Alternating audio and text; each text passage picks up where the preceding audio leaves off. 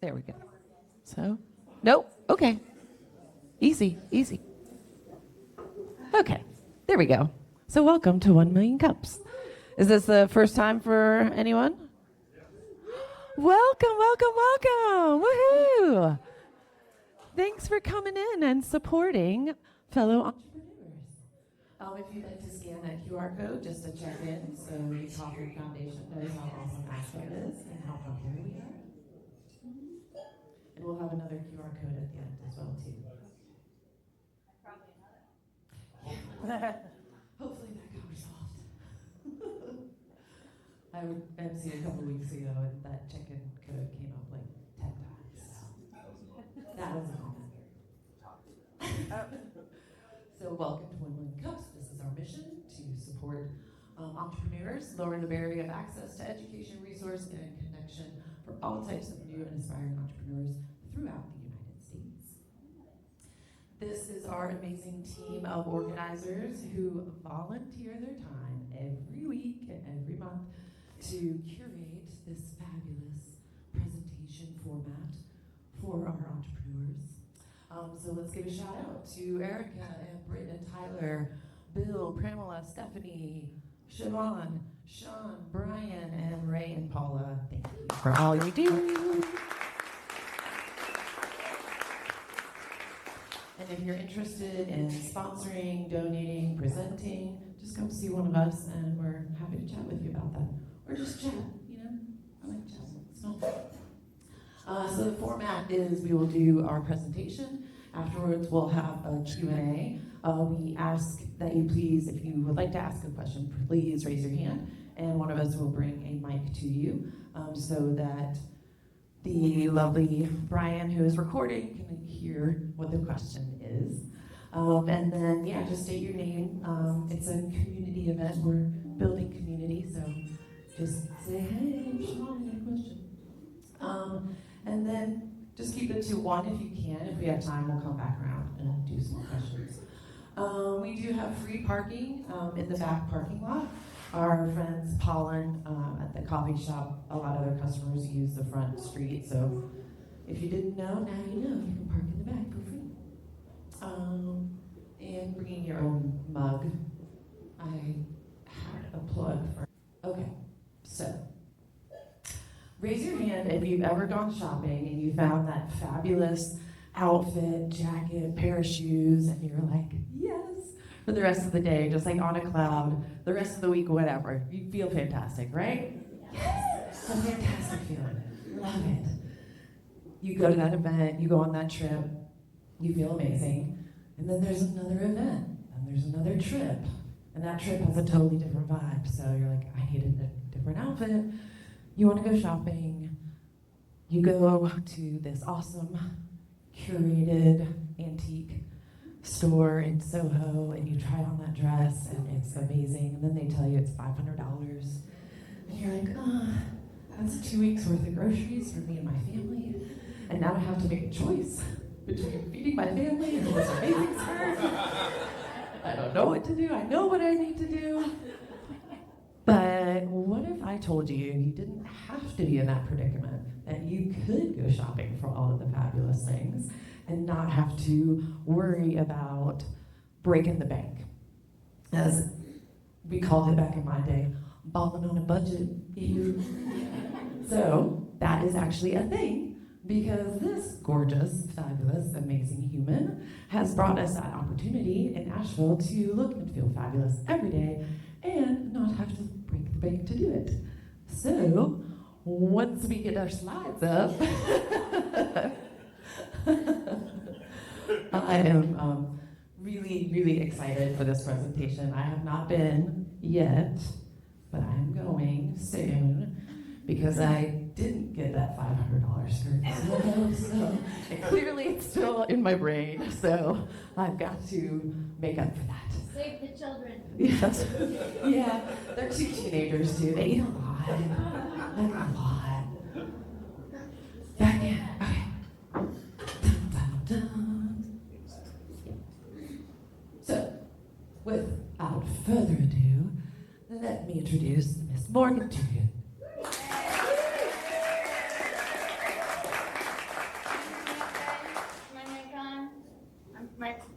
quite shrill, I project.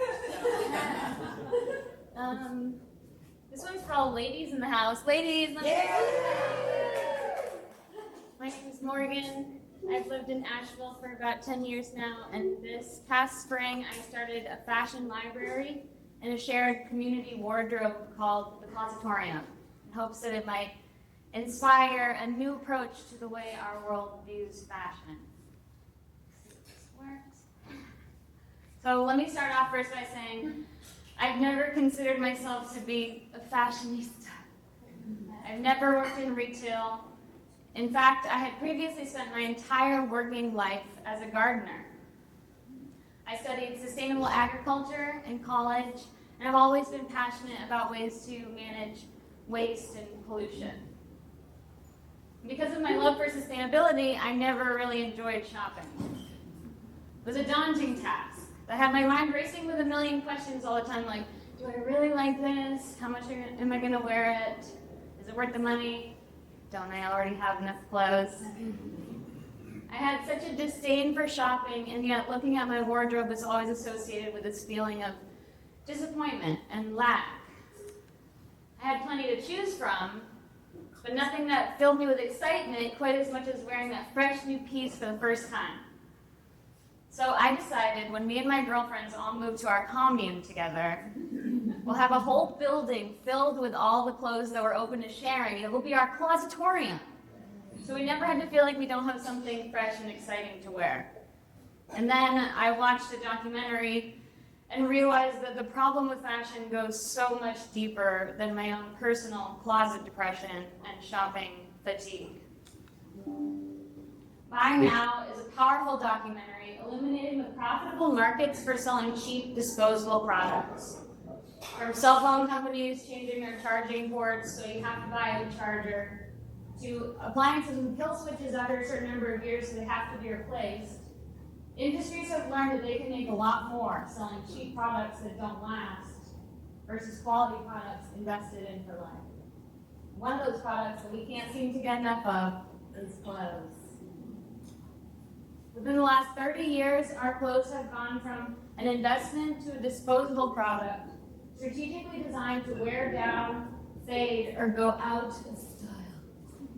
We're bombarded with endless micro-trends, and every look you could ever imagine, at prices that encourage us not to think twice about how long these articles will actually last. This business model is known today as fast fashion, and it is rapidly producing a chemical and waste pollution problem at a global scale. Fast fashion business model is simple. Make it cheap and make a lot. Like a lot. The megalodon of all the fashion industries, Shein, has been known to put out over 10,000 new looks on their website in one single day. Wow. And these articles are not made to order. They're already made. In fact, the fashion industry is producing 11.4 million new articles every hour in hopes to entice us enough with unlimited options and unbeatable prices so that we don't stop and think about the actual cost and the environmental impact.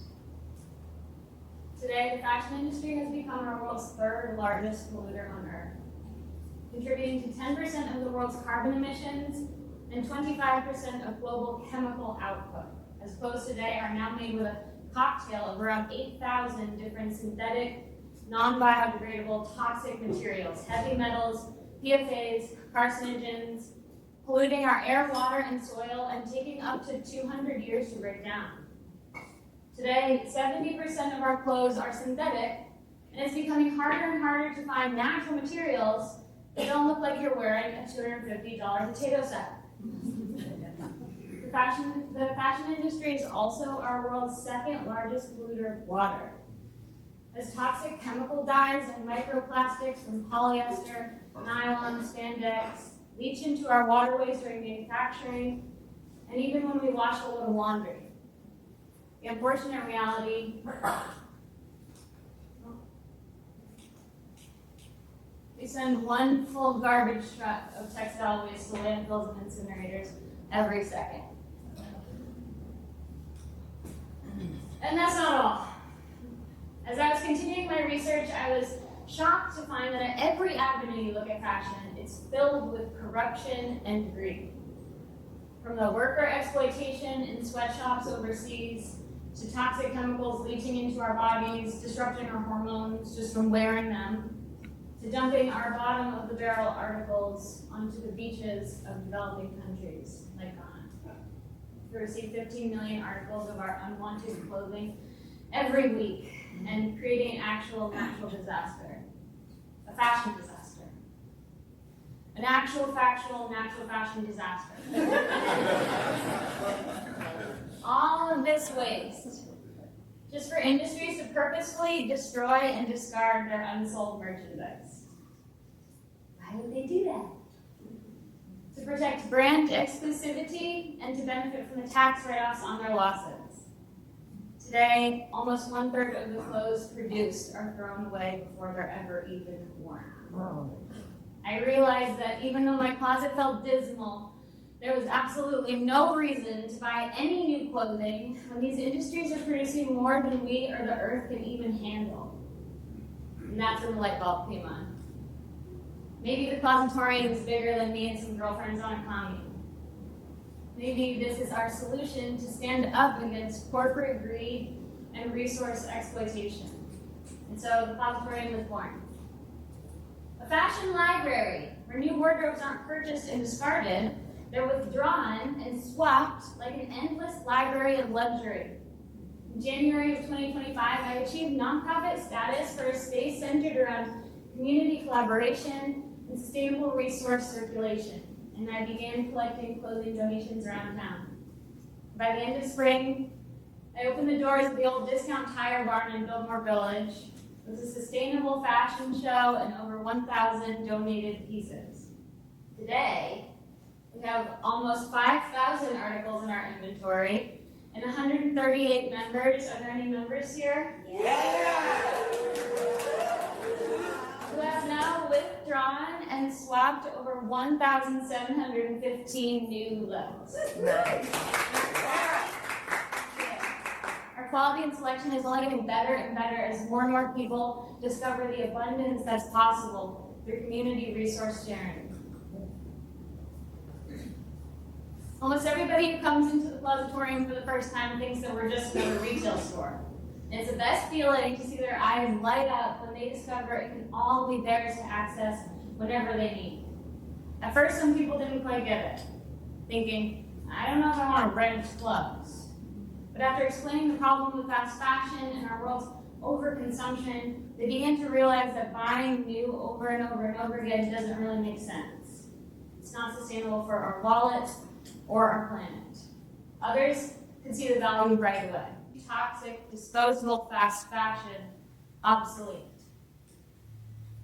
As industries and social media marketing attempt to sell us more by creating this false sense of scarcity and the need to keep up, we're able to come together and say, your cheap products are not worth the earth. And the truth is, we already have everything we need.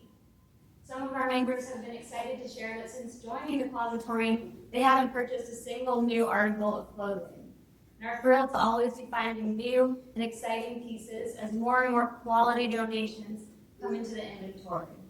People are so happy to donate their luxury to a place where these articles will be shared, cherished, and swapped in a sustainable circular model. And if there's any city to show the world the real value of community resource sharing, it's Asheville, North Carolina. Yeah, man.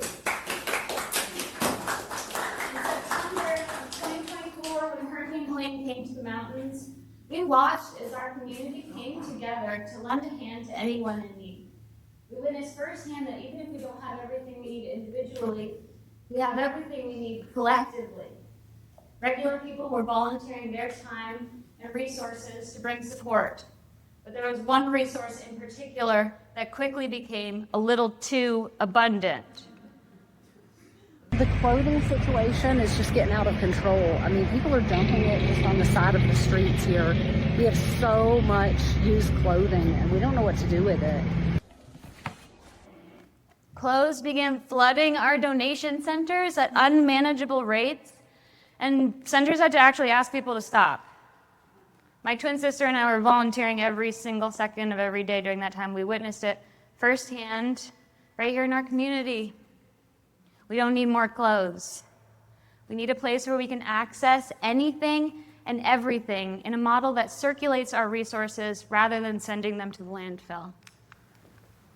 Today, when our earth is crying for us to slow down its consumption, fashion industries are projected to expand, and the fate of our world is in our hands.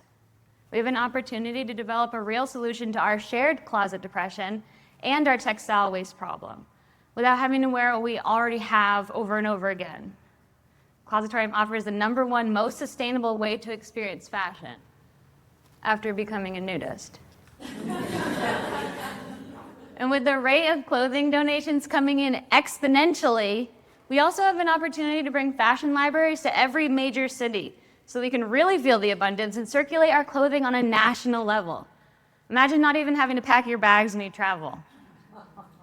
When big business would rather cut corners, outsourcing jobs in clothing manufacturing overseas, fashion libraries across the country bring high-quality, dignified jobs primarily for women in sustainable clothing circulation, repair, and management. The Closetorium offers us an opportunity to step off of this consumerist treadmill of resource exploitation, access even more variety than fast fashion can offer, save money on clothes so we can invest in real quality, and virtually eliminate our world's 3rd largest source of pollution. Together, we can begin to put pressure on industries to bring back the quality that we saw before vintage was vintage. We can ask for more natural materials like cotton, wool, silk, and linen. We can bring back quality clothing as an investment in our future. And for everything else, you have a fashion library to meet your needs. Any sustainability advocate will tell you, the most sustainable piece of clothing is the one that's already in your closet. So let's build the biggest closet on earth together. Fashion revolution begins in Asheville, North Carolina, and sustainability has never looked so good.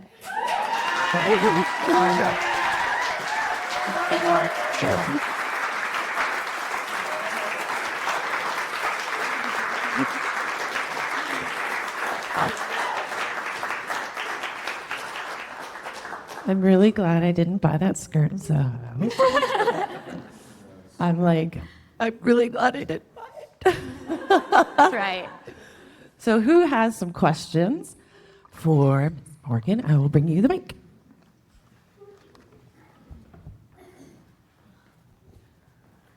So I just think that was so amazing. Thank you so much. When can we add a kids section? Like the amount of waste kids go through. Exactly. Like, Yes. my mom buys my daughter like 75 sweaters and she wears like 3, right? So Right. I'm here to help. Yeah. Like, yeah, that was amazing. Thank But you. let's add kids. Yeah, so that's a great question because, yeah, kids grow. They grow fast. They go through their clothes. We right now don't have a children's section, but we have an entire bin of free clothes. Anything that's not quite good enough for the inventory is just piling up now, actually, a little bit. But I put the kids' clothes in there, so moms can always come in and just grab some free kids' clothes. Yeah. Thank you. Hi, I'm Ray, and I'm curious, what's the proportion of women's clothes to men's clothes in your shop? Great question. I started off with very, very little men's clothing. The donations just don't come in quite as frequently because I think men actually wear their clothes and they wear them until they can't be worn anymore. But right now it's about like a ratio of probably 80-20 women to men. We're looking to expand the men's department as well and cater to them, but they're not the problem.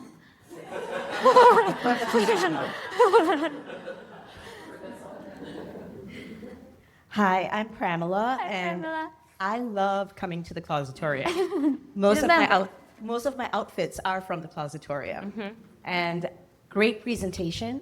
But you didn't mention how much it costs and how great your plan is for people to participate. Right. Could you tell us a little bit about that? Sure, thank you for that. Yeah, so we have a monthly membership fee, which is $33 a month. You can save 10% if you pay seasonally. You can save 30% if you pay for the whole year. And then we have $1 per article withdraw. So that's just so you can take 10 articles at a time, and you take it for as long as you need. Once you get tired of it, you bring it back, you get some more stuff, as long as there's only 10 out at a time. And so we charge that $1 processing fee just so that, people who really have quite a passion for shopping contribute a little bit more than somebody who just maybe wants a nice dress for dinner once a month. Hey, Hey. I'm curious, do you have plans to expand or franchise? I absolutely want a franchise. Yes, we will quickly have too much inventory for the space. Like I said, the donations are coming in exponentially, and so I'd like to operate as a nonprofit franchise. And any woman who says I found a space, I will happily, bring them their initial inventory and help with setting up their system and show them how it goes.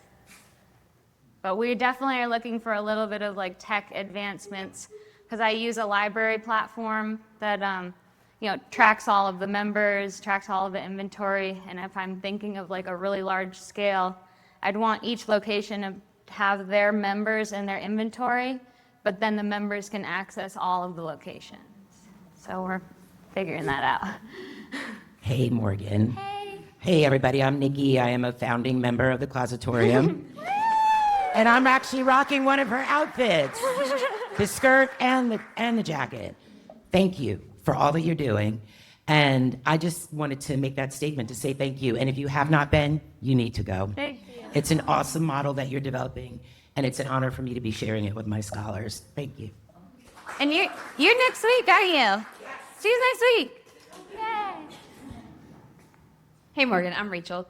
A couple minutes ago, we just were laughing together about women being the problem versus the supply for men. And I just wanted to bring in the sort of equity and economic element between the genders. Mm-hmm. In 2014, there was an Australian news anchor who wore the same suit every day for the entire year. Nice. And no one noticed. Yeah. And he did it on purpose. Right. To show how the expectation for women is so disproportionate. So not only do we have disparity in what we make, but over a woman's lifetime, if she has a college degree, by the time she's 50, she has lost an average of $400,000 in income between the disparity in pay, the pink tax. Women lose money just being in a childbearing age under the possibility, whereas men get a fatherhood parenting bonus for their So one of the things I wanted to just point out is that women are required, if a woman opts out of wearing makeup or doing her hair or not dressing the part, she loses her value and she's seen as less competent. And so this has a profound impact for women if we can help them to, in any way possible, level up. So just adding that into what you're doing is so important on so many levels. So thank you. Thank you. No, I started practicing wearing one outfit a week, and it's so great. It's so great. The decision fatigue is gone. I don't have to do as much laundry, and I really I can put a lot of time on it, and then I only have to put it the time in twice a week. So I make some posts about that on the Closetorium Instagram and trying to normalize just utilizing your clothes until they're really ready to be washed, because like I said, washing clothes sends chemicals into the waterways. So that goes as well with the more you wear your clothes, the more you wash your clothes, the more you hold on to your clothes, the less toxic they are. So the ones that are really the safest are the older ones. Morgan, thank you. This is fantastic. Just a question. You said you're set up as a 501c3. Mm-hmm. I'm curious what led you to that direction as opposed to going for profit. I think Because primarily the Closetorium is on a mission to reduce textile waste, and it has all these other benefits as well. But I really thought that it would be good to, establish that as a mission, and it's sort of, it's helpful too, just because people are a lot more inclined to support a nonprofit, help a nonprofit. There's a lot of free marketing. There's a lot of people asking me for interviews and things, so it kind of takes a little bit of work off of my plate for, trying to get out there and get people to join the mission. Thank you. Hey, this seems like an awesome business. I had two quick questions. The $33 a month, is that like per person or like for a family? Great question. And then also, I think there's programs that help people that are interviewing for a job that don't have a suit or Right. don't have, interview clothes. Yes. Have you worked with them or contacted them? Yes, I am working on trying to get in contact with some other nonprofits to help with like workforce readiness. I think I have 2 men's suits, and then I have like 5 women's suits, and they're all one size. So, because they all came from one person. So definitely want to expand the workforce attire and be able to, uplift other nonprofits and offer that as a service to them for people who are maybe going through some sort of transition or crisis. And then as far as the pricing goes, we have no problem with families, partners, roommates, sharing a membership to save. There's so many ways to save.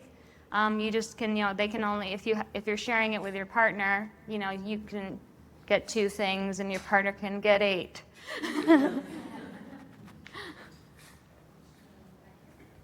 Hey, Morgan Dugan, I'm free. I was curious, how are you managing all this inventory digitally? You mentioned that you were using the library system. There's a check in, check out.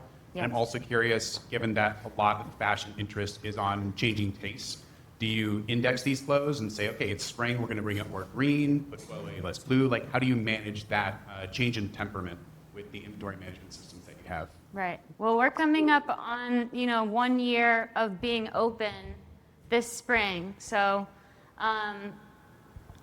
let's see. My library platform is it's called My Turn, and I input each article. I tag it on a hanger. So that's the one thing about the Closetorium that's a little different than a retail store, is you have to keep the little tag with the article because it's keeping track of the inventory in the system. And then I have all of the members on there and what they have withdrawn. And I think that you had another part of your question, but I'm forgetting what it was. It's really nerdy, but like indexing fashion, like how do you keep those kind of cycles like up to date? Because I imagine if you move certain shirts or certain colors, Right. clothing or to the front of the store, or just back, and then Yeah. those indexes might not be used or maybe needs to be unfortunately discarded. Like how Right. do you manage that process? I haven't really gotten there yet, so we'll see. Like, I started with 1,000 articles, and I was so happy to have them. And now it's getting really full in there, and it really operates like a closet, where it's like you know where your things are, you know where to find something, and you have shorts if you're going on a vacation, you have winter coats if if it's cold out. So I haven't really gotten there yet, but I'm sure we'll figure it out. Hey there, I'm Alan. Thank you so much for the work you're doing. Yeah. Is there anything that we could be doing to donate more consciously, since that sounds like that's a problem and we think we're doing something good? Curious if Right, we could be more exactly. Exactly. I think that a lot of people aren't aware of the textile waste problem. I think that the fashion industry does a really good job not letting us realize that we really donate our clothes so that we can feel better about getting more stuff. And we think we're clearing out our closet just so we can fill it up again. So yeah, so far, I'm so grateful to not be a dumping ground like somewhere like Goodwill or the Restore, where, it's called wish cycling. You wish somebody would really like this, but probably not. So like I said, we have a free bin, and it's getting pretty full now. Thinking about converting it into like 3 so that it's by size, because people are like intimidated because it's so looming. But we're also going to be working on facilitating workshops and upcycling and sewing. So we'll be able to, I have 2 sewing machines in the space and hopefully partner with like the tool library and all the seamstresses in the city and get this trash into treasure. Thank you. Hey, I'm Megan. I spoke to you last week. Great concept, great idea. I have a question about the cleanliness. How are the clothes clean, sanitized? Yeah. Some people have allergies. Totally. So, yeah. Thank you for that. So I'm working towards raising the funds for a washer dryer install. Right now, I'm taking all of the clothes home to clean. And it is a lot. So I ask members to, like, if you can return the clothes clean, that's great. And we have blue light for sterilization. And I just heard there's like a measles outbreak in Goodwill. I really think that, when you go in there, my eyes get, like, the Goodwill, my eyes go blurry and I get really dizzy. Like, I don't think I think they could be doing more to sterilize using things that are like, chemical free, like ozone for those seasonal outbreaks to sterilize the whole place. And I really am like looking towards the future of like technology that they use, such as blue light at hospitals to sterilize beds. Could easily be a cabinet where somebody tries on their clothes and then they put it into the cabinet and the blue light comes on. So we're just dreaming here. Okay, I think I'm next. Hi, Dom. Hi. So I'm Kiana, and I am a Closetorium member, and this is from the Closetorium.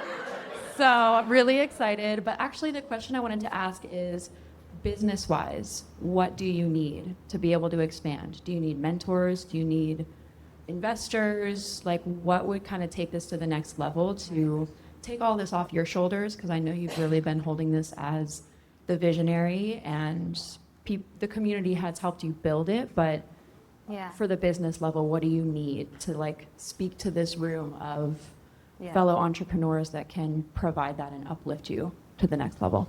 Thank you. Yeah, I am just figuring it out as I go. And so any and all help is so great. I started, we opened with a really big like discount for the first 100 members so that I could like cover the lease. And that happened, over the course of like maybe 5 months, which was really good. And I think I'm sort of staying in a plane of not having a lot more signups because of the winter and my garage doors closed, and so people aren't really coming in. And I'm having more and more work to do with the more donations coming in exponentially, that I haven't had quite as much time for marketing and other things like that. So, and any way that anyone is interested in uplifting this mission is so appreciated.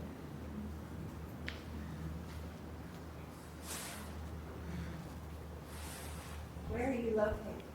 I am in Biltmore Village at the old Discount Tire Barn, 5 Sweden Creek. I'm Nina.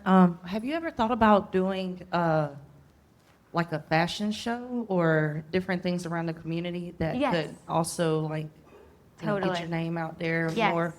Yes, our grand opening was a fashion show, and it's a really nice space. It's a really big space. It's getting a little full with clothes right now, but I can always push things back and open it up to a pretty decent like event space. So anybody also that is like interested in hosting events or workshops, like this is a hub for, caring for clothes and uplifting the mission. So I'm all for collaboration.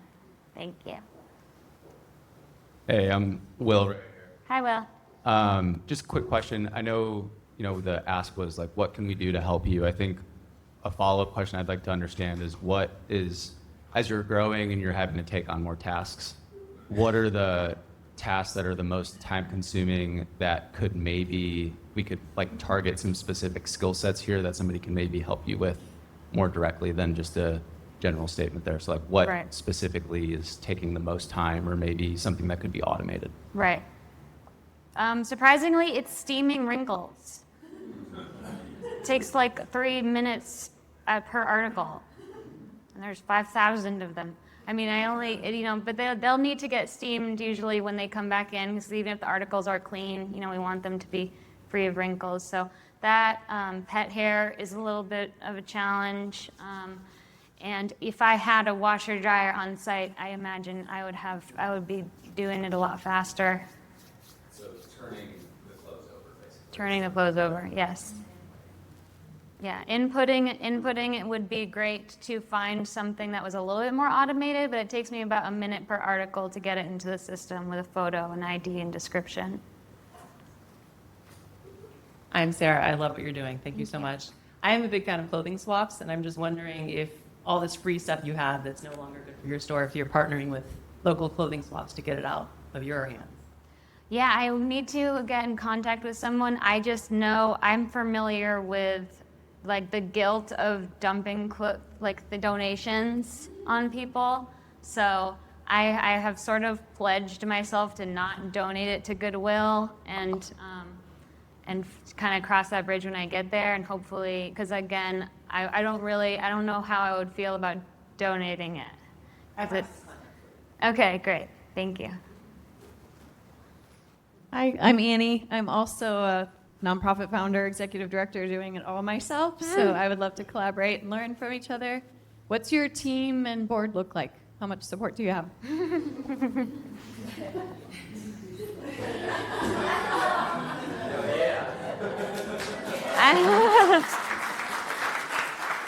It was definitely like a little bit of, I want to do this. Can I put you on the board of directors? And even though you're really busy and still working your day job and totally probably can't like help all that much.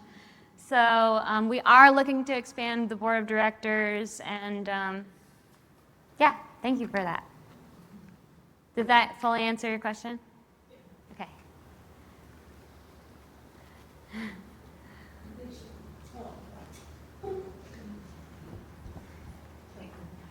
Hey, I am also a member, and where are you? I love it. Yeah, and I'm so excited about this. Totally bought in. Want to see this succeed and have financial sustainability to succeed. And so I'm curious, do you have plans to have some more staff help, and what would that look like? I guess I'm wondering what's the future overhead? Is there a match with the current number of subscriptions? And if not, are there possible other revenue streams that could help support that, just so that you can feel supported and not take on everything? Because steaming and running a company is really hard to do, I imagine. And it's like my downtime. Yeah. I am still working my day job. So we are covering the expenses, and I'm really happy with how quickly we did that, but I am working as a gardener during the day. We need about 300 members to be able to pay myself and maybe a part-time employee, and I also will be implementing a sign-up fee, but I just didn't really want to implement that until I felt like I could, breathe a little. Can I make a suggestion? Yes. Look into table. The City of Asheville Youth Leadership Academy. You don't Okay. have to pay them. They're paid by the city. And it'll provide you some interns throughout the summer. They're youth. And I think they come, I know at one point in time it was city school kids, Sousa and Asheville High, but it might be Buncombe County now. And I don't know if you know much about it, Mrs. Cush, but yeah, I think that can give you some help that you don't have to necessarily worry about the overhead, but they still get paid. Okay. So look into that program. And any business in here. Look into the City of Asheville. Hi there. My name is Peter, and thought I had it. So my name is Peter, and I take pictures on behalf of 1 Million Cups so that they can use it for social media. So as we wrap up here, would you be interested in having everyone that is outfitted in some of your clothes today up front, and we can take a group picture? All right, so when Siobhan says the time is right, and then after that, maybe a complete group picture of everybody if you want. So I think we've got time for one more question. Okay. Hi. Hi. Sarah here. Are you accepting volunteers? I know the internship program, that's a great idea, but do you want volunteers? Absolutely. Okay. Yeah, we're open 3 to 7, Monday through Saturday. So the small hours right now, just because I'm still working my day job, but also like any member who reaches out to me on Instagram can pretty much get into there anytime. So I want it to feel like it's your closet. So yeah, if you message me and you say I want to go check it out and it's not during hours, I'll totally meet you there. Exclusive access. All right, let's put our hands together for Miss Morgan Dugan.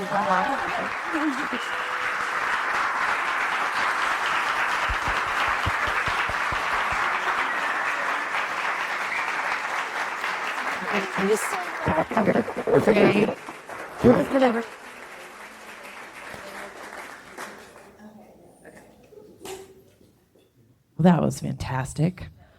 My goodness, I'm so inspired. And yeah, I want my kids to intern there for sure, like for volunteer, because they're 2 teenagers. They go through a lot of clothes as well, so they need to understand the impact and be a part of the solution.